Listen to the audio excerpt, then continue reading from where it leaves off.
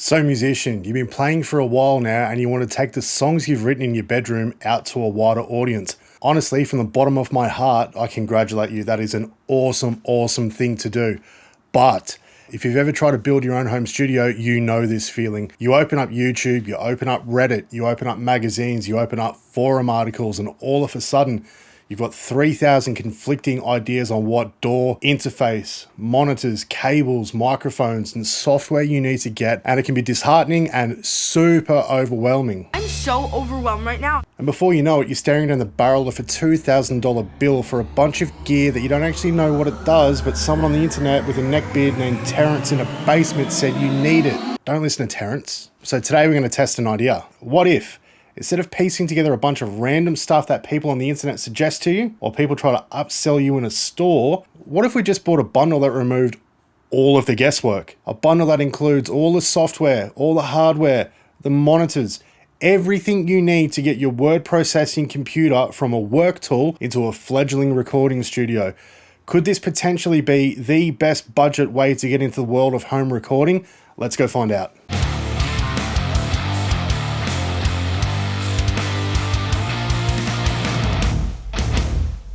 Howdy legends, my name is Andrew. Welcome back to my channel. Today we're going to do something a little bit different, but if you like this sort of stuff, don't be an absolute knobhead. Go down the bottom and hit that like and subscribe button. Get this little channel up to 1,000 subs. So do that, make me feel good for subbing up to this stuff. And let's continue with the video, I guess.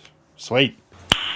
Nice. All right, so transparency. The Australian distributor Sound Music for IK Multimedia sent me out this bundle. I haven't paid for it, but I also haven't been paid for this video. All the opinions are my own. They're not actually going to see this video before it goes out to you guys. If it's awesome, I'll tell you guys. If it's absolute poo, I'll tell you guys, and I'll also go back and tell IK as well. The least I can do is be as open and honest and transparent as I possibly can. Now, with that out of the way, let's get into it. So the fine boffins at IK Multimedia have created a bundle aimed towards home recording guitarists or home recording producers. In this bundle, you're going to get one of the IK Multimedia AXIO1 audio interfaces. You're also going to get a set of IK Multimedia iLoud micro studio monitors. That is completely no use of us if we haven't got a DAW digital audio workstation to work from. They've got you sorted there. They've hooked you up with a free copy of Ableton Live Lite. What if we want to record direct guitars? Do we have any solutions for that? Yep. So they hook you up with Amplitube 5. They also give you Tonex SE, so that's all your guitar stuff sorted. Amps,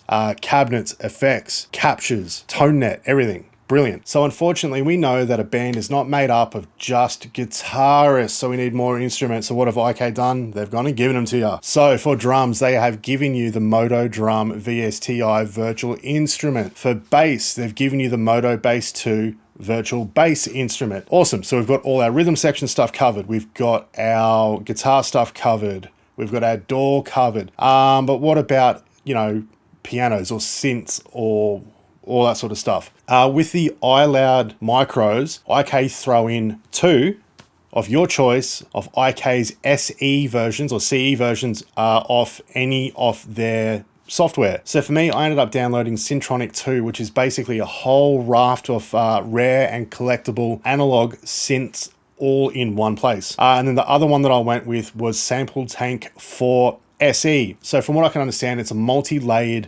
virtual instrument. So if I want to have a pad and a piano and a kalimba and an acoustic guitar that's muted and fingerpicked, all playing at the same time, I can do all that in one instrument. There's a ridiculous amount of instruments that come in that SE pack as well, from grand pianos and drums and world instruments and synths and you name it. Like it is a ridiculous amount of stuff that they give you. And then the last little bit of software that they give you is the T-Rax metering suite. So that's all your VU meters, loudness meters, all that important stuff where you can check your mixes aren't getting out of hand in the mixing phase. You know you've left enough headroom before you send off the mastering. All that fun, really important stuff. So just to recap, they give you monitors, interface, DAW, two different forms of guitar programming, a virtual bassist, a virtual drummer, metering software, and then your choice of two more products that you think are going to benefit you greatly. And the best bit about all that, and I haven't even told you yet, and this is the thing that makes me the most excited. In Australia,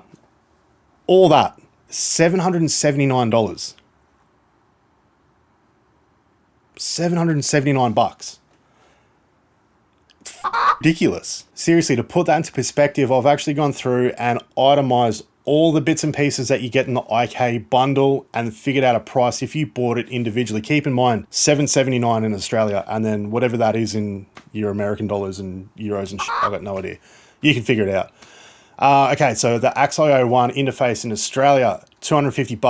iLoud micros, $650. The DAW live Lite comes free bundled with stuff, so we're not going to count the cost of that. Modo Bass 2, $200. Modo Drums, $200. Amplitube 5, $335. Tonex SE, $279. Syntronik, $200. Sampletank 4 SE, $250. The T-Rex metering suite, $100. And that brings us all in at roughly $2,500. Now, this is like the RRP that I saw. So on the high end, you're looking at $2,500 when the bundle itself cost you $779. Now, if we compare what's in the IK bundle to competitors that are on the market, it's a bit of a different picture. So a similar spec audio interface, we're going with a Focusrite Scarlett 2i2, $289. Studio monitors, the Eris 3.5, they're $228 and they sound like cat piss. They're the cheapest sort of small monitors I could find that are, you know, relative to the same sort of size as what these iLouds are. The DAW, buy your own. You're gonna have to buy your own DAW, however much that is. So it can be as expensive as a Pro Tools license or as cheap as getting a demo version of something. Another good option is Reaper. That's relatively affordable as well, about $60, but you know, you can spend not much or you can spend a shit ton on the DAW. A bass plugin that is similar to Modo Bass is probably something like TuneTrack Easy Bass, $279. TuneTrack Easy Drummer, $279. An amp sim that does something similar to what Amplitube does is Helix Native, and you're looking at $600 for that. Guitar amp capture software. As far as I know, the only one you can really get as a standalone app on your computer without associated hardware is NAMM. And that's free, which is awesome. NAMM's brilliant. Next up, we're looking at analog keys. The Arturia Labs will run you $300. Next up, if you're looking at like a multi-layered VSTI that can do pretty much everything, you're looking at Native Instruments Complete. It's around $900. You want one plugin that does loudness metering, Waves WLM loudness, runs you $200, and that brings you into $3,100. Again, you can probably get that cheaper if you shop the sales for all the software and that sort of thing, but it is considerably more expensive than the $2,500 when you itemize the IK stuff out, and a ton more expensive than $779 for all that stuff. But one of the things that a lot of people don't talk about when they're setting up their studio is the fatigue you get from the decisions. There are so many products on the market. Some are brilliant, some not so brilliant, but the fact is there are literal thousands in the prosumer end of the recording space. They're freaking everywhere. We're spoiled for choice. Sometimes that's good, sometimes that's bad. Bundles like this kind of take that away from you. You get everything you need. Anything you think you're gonna need later on, you can go and buy that. But to get you from day one, out of the box, up and running and recording music in your home, this thing is it. Man, I wish this sort of stuff was around when I was first starting. Like, I remember having an old PC and I had one of the little micro jacks that I plugged into the microphone input on the back of the computer, and I was trying to record vocals and guitars with a PV Rage 158 into Audacity with that trash. Man, I wish these things existed when I was first starting out. Like, it is just ridiculous. So let's dive deeper a little bit into these bits and pieces, give them all about a minute or so. What I'm not going to do is actually hold them up because everything's set up in front of me and I don't want to unplug shit, so I'll probably just do like a little B-roll camera pan thing and I'll show you where it all is. But first up, interface, the AXIO1. I'm going to say it now, and this might be a little bit controversial. If you are a guitarist and you buy anything other than this as your at-home demo, all you're doing is recording guitars, audio interface, all you're doing is recording guitars into a DAW and using amp sims to pull your tones, and you buy anything else other than this, you have f***ed up. This is the only, that I know of, interface on the market that is squarely aimed at us guitarists. The absolute crux of this unit for guitarists is a little Z-tone knob. What that does is it controls the impedance that come out of your guitar pickups, the tones and the variation that you can pull out of this before your guitar even hits an amp is phenomenal. I was skeptical when they reached out to me about this. I'm thinking, because I've gone from a Scarlett 4i4 and now I'm in an 18i20. What benefit could I personally see from using a single channel audio interface? The one thing it does, recording guitars, it is phenomenal. It is a phenomenal bit of kit for guitarists. If you're recording guitars direct, if you're recording into like an amp sim, putting this before a Tonex, before a Helix, shaping your impedance and that, just running the output into the input of your pedal, amazing. If you're a guitarist and you're recording at home, stop buying a Focusrite and buy this thing instead. It is made for us and it works flawlessly. So the next cool thing about it too, if your computer's an absolute antiquated dinosaur sack of and you want to record your guitars straight in and then use amp sims later on, this thing's got a built-in reamp box. So what you end up doing is just putting your direct tones straight into your computer and you're not even listening to them, but you've got the amp out that's running to your amp in the room that's not mic'd up or anything, but you can hear what you're playing in the room while you're recording a dry DI sound onto that. Also, later on, your dry DI sound, if you want to send that back out and reamp it with a amp in a different studio in a different room or whatever you got in your own room, you can reamp it from the box. It's made for guitarists. I don't know what else to say. I'm going to stop about this and move on to something else real quick. The iLoud micros are the size of a Red Bull. They stomp. They sound really, really good. Are they going to sound as good as what a, $1,000 set of near fields are going to sound like? No. Are they going to pump out as much bass as what you have with a sub in your setup? No. But what they do, they're portable. They're affordable. They sound really, really good. Their mid-range detail is phenomenal. The stereo spread is phenomenal. Comes with little stands where you can put them on the desk. I've got them just underneath my main monitors. You can put them on your desk and they angle up at your ears. Great idea. There's a bunch of EQ switches on the back so you can tailor it to the space that you're in, or you can tailor it to how you want them to sound. It's also got Bluetooth. So if you're not using them with studio monitors and you just want a really good quality set of speakers, you can just Bluetooth your phone or listen to Spotify through them. One of the big things that I absolutely love about this, and there's also one thing I hate about it too, is it comes with RCAs. There's not many other studio monitors that I know that come with, balance cables or RCAs that you can plug straight into your interface. This thing comes with them. So straight out of the box, they're able to be plugged in to the audio interface, which is what I hate about them, because on the back of the audio interface is 1/4-inch outs, and the iLouds ship with RCAs. So IK, if you're going to keep on doing this bundle, and I hope you do because it's freaking awesome, maybe throw in some adapters in there, because there's nothing worse than, opening up your toy on Christmas Day and there's no batteries.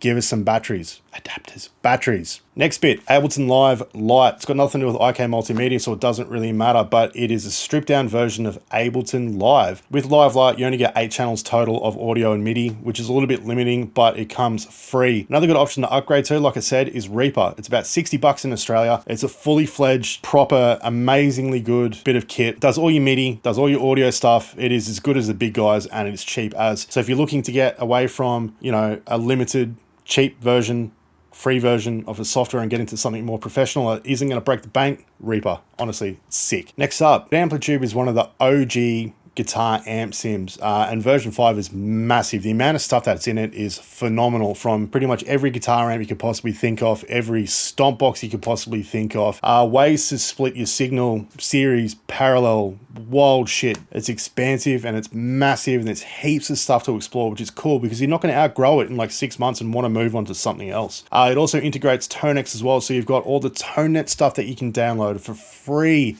all the captures that people make. So like your tonal palette is endless with this thing, which leads me on to Tonex as well. You've got access, like I said, to the ToneNet, but you've also got access to all the licensed IK Multimedia packs that they create for the Tonex. You can buy them separately. There's like some phenomenal amount that come with it by standard as well. There are third-party people that create Tonex packs, one of them being Amalgam. They're phenomenal. There are a bunch of people that give away packs for free as tasters. Your access to any guitar amp you could possibly want to play through now is, you want it, you got it. For bass duties, you got Modo Bass. There's 22 different types of bass guitars in there that you can put on your track. Everything from different types of P, J basses, uprights, rockabilly basses, Dan Electro, Longhorns, Yamahas, metal bloody fan fret things, 5 strings. Like it's insane. You can customize every single one of your basses. You can choose the type of strings you have on it, the type of pickups you've got in it, where the pickups on the guitar body are actually located,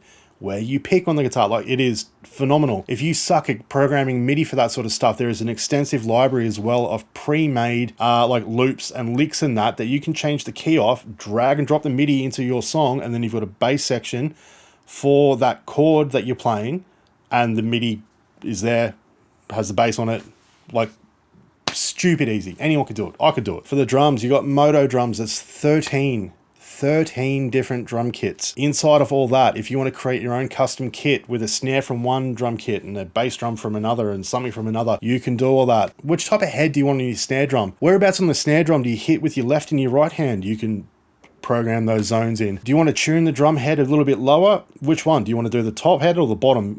You can do that. Do you want wood or plastic or felt beaters for your kick drum? Change it. Is your drummer a toe down or a heel down player on the kick drum? Change it. Do you want to route everything of that into a mixer, into a subgroup to have parallel compression in that program instead of having to clog up all the stuff in your DAW? Yep.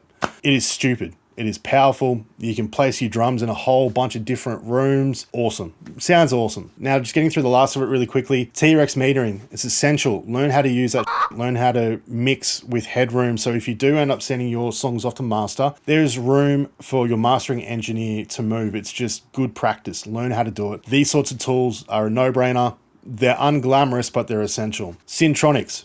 A jillion different keyboards. They all sound phenomenal. They're all from different eras. They do all the new wave synth stuff. They've got all the pad stuff in there, Moogs, Mellotrons, and like, yeah, everything. And then Sampletank, which is basically literally every instrument you could possibly think of, but then you can create custom instruments by layering them all on top of each other, controlling how loud they are, controlling the pan of it, and controlling where they live on the MIDI keyboard, and then playing everything like that. But it also doubles as a live player as well. So you can program your set into it so you can click down into song 2 and it changes all that and it's ready to go.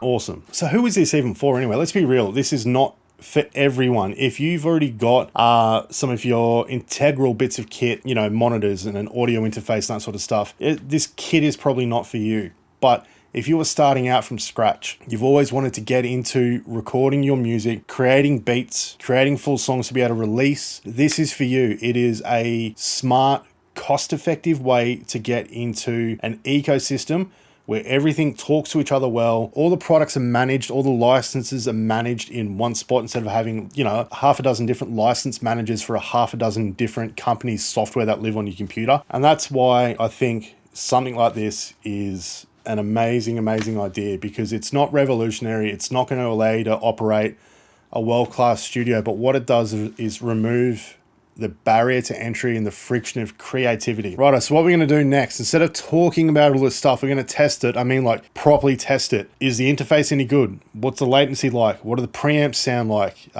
Does it clip if you try and push it too hard? Do all the guitar functions work properly? Are the monitors any good? Do they sound good when they're loud? Does the bass get farty on it? Is the software any good? Does the software sound good? Is the software easy to use? Easy to understand? Easy to navigate? Can you produce quality music using all this stuff that comes in the bundle? So what we're going to do for the next couple of weeks is take one element of the bundle and do a full video review. What's good, what's trash, how it works, how it sounds, and how it's used. And what we're going to do for a big finale is write, produce, record, and master a song from scratch using only the gear that comes in this bundle. Can it be done? You have to wait and find out. I think the only external bit of gear that we're going to actually use is a microphone, because it doesn't come with a mic. And to keep it cost effective, we'll probably only use one microphone, and it may even just be an SM57 or something relatively affordable like that. So if you're building your first home studio, or you just want to avoid the rabbit hole entirely, stick around, because this is going to get really interesting. If there's anything you specifically want to see, go down and leave a comment and let me know, because I'm doing this series for you guys. How to set up a studio on a budget. I want you guys to be informed when you spend your hard-earned making purchases. But anyway, that's enough waffling out of me. I'll see you guys in the next one. Thanks for sticking around. Thanks again to IK and Sound Music for sending out this gear for me to check out. It's going to be an interesting couple of weeks, and yeah, let's go. See you guys later.